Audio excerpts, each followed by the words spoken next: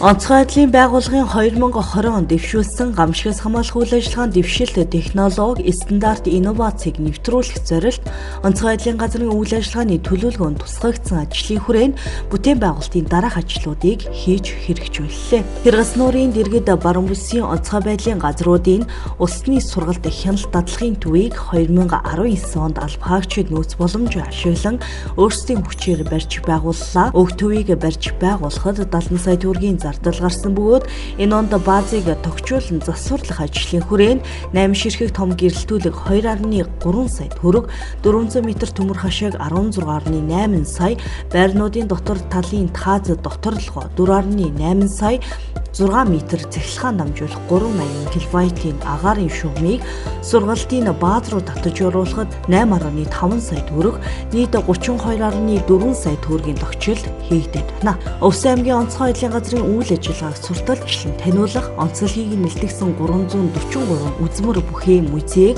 2019 онд ашиглалтанд оруулсан бөгөөд энэ онд музейн санх хөмрөгт баяжуулалт хийх зорилгоор 1.2 сая төгрөгийн зардлаар шилэн хан босгож өнгө үзмжийг нь сэргээн шинчиллээ.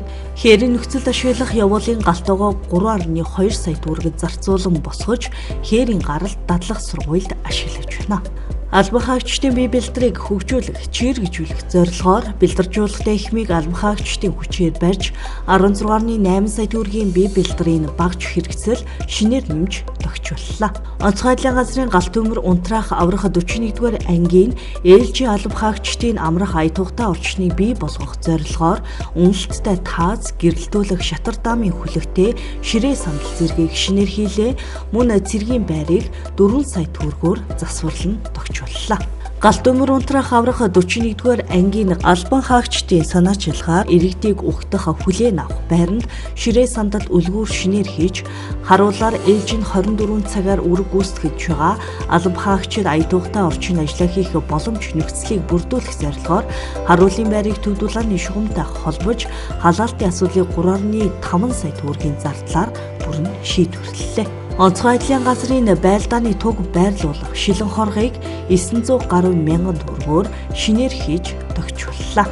Онцгой байдлын газрын 2 давхрын шатны хонхлыг ой хэрийн төмөр унтраах, багж зэвсэглэмж, хадгалах, агуулгын зориулалтаар тогтжуулж, багж хэрэгслийг байршуулахаас гадна 1.5 сая төгрөгөөр салааны захирагч нарын өрөөний тааз, хаалгыг шинээр солих, ханд бодох зэрэг засвар тогтчлтыг хийлээ.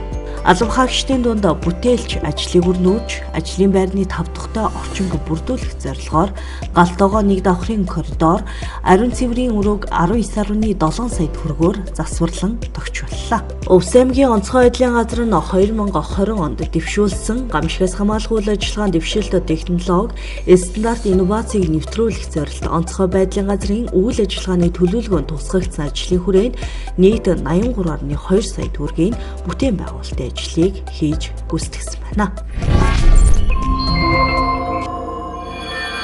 Өвс аймгийн онцгой байдлын газар